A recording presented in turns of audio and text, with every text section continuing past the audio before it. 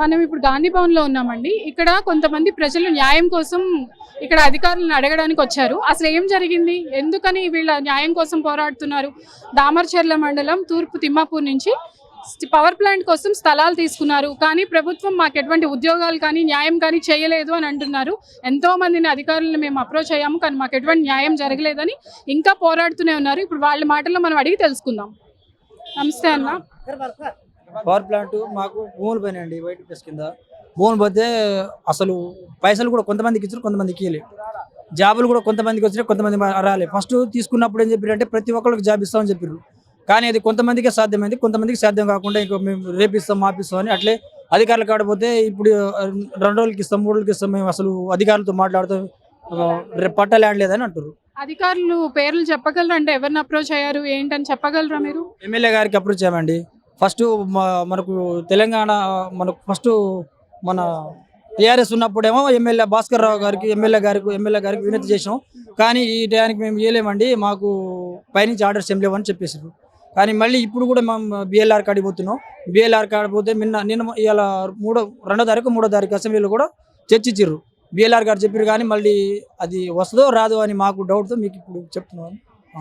అంటే చెప్పారు, ఇన్ఫార్మ్ చేశారు, కానీ రావాలి అని కోరుకుంటున్నాం, జాబులు రావాలని కోరుకుంటాం. అది మన రేవంత్ రెడ్డి గారికైనా సీఎం గారికైనా మా తిమ్మాపురం తుర్తండించి అది అందేటట్టు బట్టి విక్రమార్క గారు కూడా ఒకసారి వచ్చినప్పుడు ఇస్తాం, అందరికి ఇస్తామని చెప్పారు, కానీ అది కొంతమందికి సాధ్యమైంది, కొంతమందికి సాధ్యం కాకుండా పోయింది. అది ఇప్పుడు దాకా జాబులు అనేది అది కూడా జాబులు వచ్చేటట్టు చూస్తే మా డిప్యూటీ సీఎం గారు చూస్తే బాగుంటుంది. ఇప్పుడు అందరికి అంటే మీ కుటుంబానికి కూడా రాలేదండి ఉద్యోగం? మీకేం న్యాయం జరగలేదు? నాకేం న్యాయం జరగలేదండి. నాకు 2 ఎకరాల భూమి ఉంటే నాకు 2 ఆడపిల్లలు అయితే నాకు ప్లాంట్లో కంచె పెట్టుకున్నప్పుడు నీకు డబ్బులు రావు, డైరెక్ట్ నువ్వు గట్టులో ఉన్నావు, నీకు పట్ట ల్యాండ్ లేదని ఇవ్వకుండా వెళ్ళిపోయారు.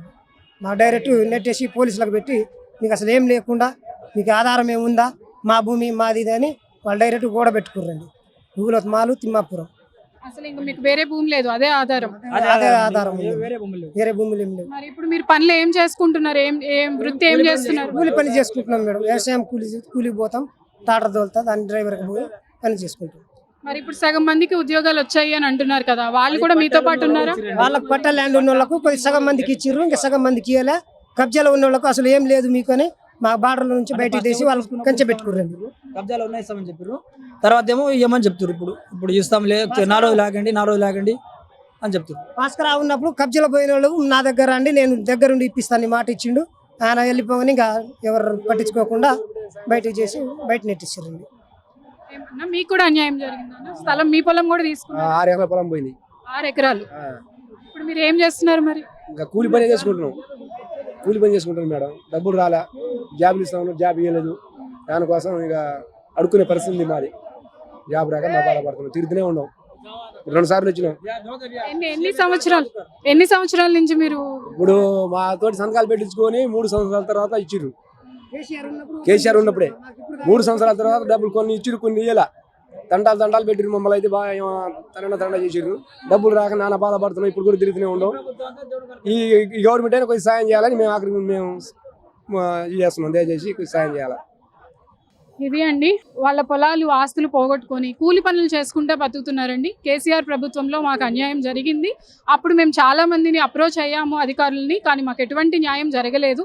కనీసం ఈ ప్రభుత్వంలో అయినా మాకు న్యాయం జరుగుతుంది, రేవంత్ రెడ్డి గారు మాకు న్యాయం చేస్తారు అని అర్థిస్తూ వాళ్ళు చాలా బాధతో అర్థిస్తున్నారండి. ఇక్కడ వీళ్ళ బాధని మనం ప్రజల నుంచి అధికారానికి, ఆధిపత్యానికి లేదా ప్రభుత్వానికి మనం అందేటట్టు చేద్దాము. వీళ్ళకి న్యాయం జరగాలని తప్పకుండా కోరుకుందామండి. కెమెరామెన్ వినయ్తో అర్చన, న్యూస్ అడ్డా, హైదరాబాద్.